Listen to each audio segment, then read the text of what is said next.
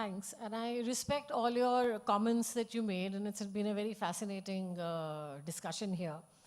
I have only one point which I have been deliberating for a long time. I'm a management consultant. I work with organizations. I work across hierarchies.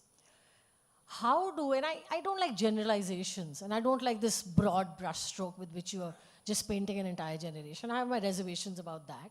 Having said that, it's nice to know some patterns that we need to watch out for. How does Gen Z handle stress? A lot of my time actually in organizations while I'm coaching an MD goes in saying, you know what, I want you to meet these 20 youngsters who are our bright sparks, fast trackers. But when I spend time with them, I find enormous amount of stress. And while they may be aspirational, while they may be ambitious, I don't really know, and you do talk about mentoring, but how do they address stress and how do they handle stress?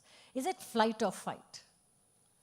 I completely agree with you that the stress levels are very high, not just in the Gen Z or the millennial, but across levels in an organization. The senior people are very stressed because they are expected to change and they have no way to go. They can't leave the company when they're in their 40s and 50s. They're not going to get another job.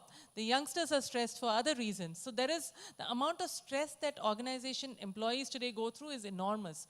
So across the board, I do believe that there are steps that organizations have to take to help people to deal with the stress. But I don't know whether somebody is going to take a flight or fight, or you need to have someone who coaches them and makes them stay with the stress, because there's nothing wrong in stress also. I mean, you should be able to deal with the stress, and how do you grow there? So across the board, stress levels across most of the organizations, especially today in the economic situations that we are seeing, is very high, and organizations and individuals do need a lot of support. But Siddharth, do you think this generation will be able to handle stress and failure a lot more badly than the prior generations? Because they're used to posting the best picture of them, eating the best food, traveling all the time. So they like to project themselves in a particular image. Now if they fail, and we've spoken about this very briefly prior, how do they deal with stress? How do they deal with failures? And is this generation going to take it a lot worse than the others? So this particular generation, one thing everyone needs to understand is generation is actually very resilient. Even when it comes to stress as well, for example, the moment all of them were growing up, there's tremendous stress from day one. From the parents saying you need to actually become a class topper, you need to excel in sports, you need to excel in extracurricular activities and everything. Even the amount of competition that's actually crept into a generation now starts from a very young age. Getting into the best school, beating everyone in your class, getting into the best college, writing all those entrance exams and doing it. So they are actually used to this amount of stress. The new stress that actually comes is the interpersonal stress between people. So this sort of friction that actually arises in an organization when you're dealing with various individuals.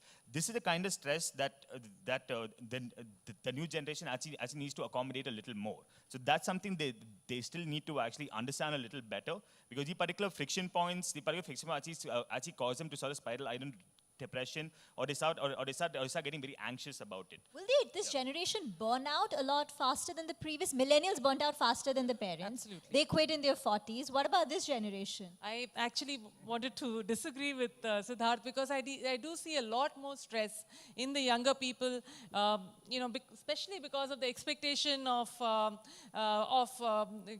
excellence right from as a toddler, you're expected to excel in, not in just one, in multiple fields. So the pressure and the expectations and the stress has been much higher. I've seen many more children in their 16 to 22, 24, going through depression, having to be addressed for that. The good thing is, at least many of them are coming out and talking about that, and which helps us then do something address about it. Then address it. Yeah. Reema, maybe this is the age divide playing out on the panel here, but look, the first age divide, I think you only pointed out. Can anyone on the stage guess what is the first prominent sign of an age divide between all of us here? Look at yes.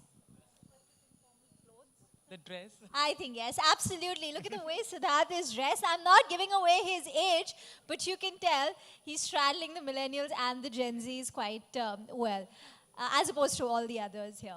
Yes, you had a point. So my point is, I again kind of endorse what Meena said, and maybe this is a bit of a disagreement with Siddharth. Look, the stress levels are much higher. The ability to deal with failure is close to zero. Look, I mean, and I'm just pointing out extremes to make a point, but we've seen enough examples of people just burning out, simply not being able to deal with the fact that, of course, there will be failure. You will always not deliver to what you're supposed to. I think it's the fact that we are in a very high performance oriented environment, and that just causes stress. And if you see, and we talked about this in the social media panel as well in the morning, right?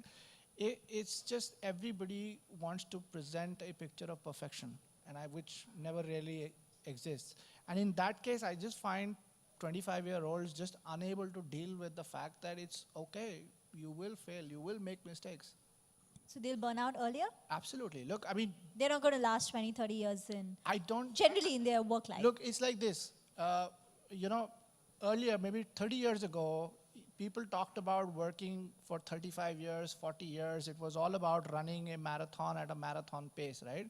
Today, it's about running a 100-meter dash. Now, how long are you going to be able to sustain that pace? Are you going to sustain that pace for 30, 40 years? Unlikely. People will have to take a break, which is why sabbaticals are becoming more common. People want to take a break. They want to reinvigorate themselves and come back again. So then they also have to take into account the One more thing. monetary aspect, Yeah. right? No, Because so- if you're going to be earning for a fewer years, then you have to provide for a longer life given the way technology is evolving. So I mean, Gen Z has to also start thinking about that. I know that, no, so that's it too. But one thing about burnout is that this generation is actually more vocal about the burnout than the older generation. The older generation has faced the same problems. They actually had far worse. They actually had a far worse situation, but they were always grin and bear it. This generation is far more transparent, actually far more open, which is why they actually speak about it. But unfortunately, they always get pilloried for the fact that they actually say that we are undergoing burnout.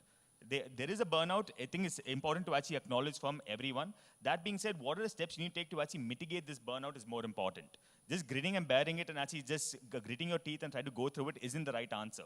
So this generation may not have the right answer in that, but at least it's being open and it's actually starting a conversation about it.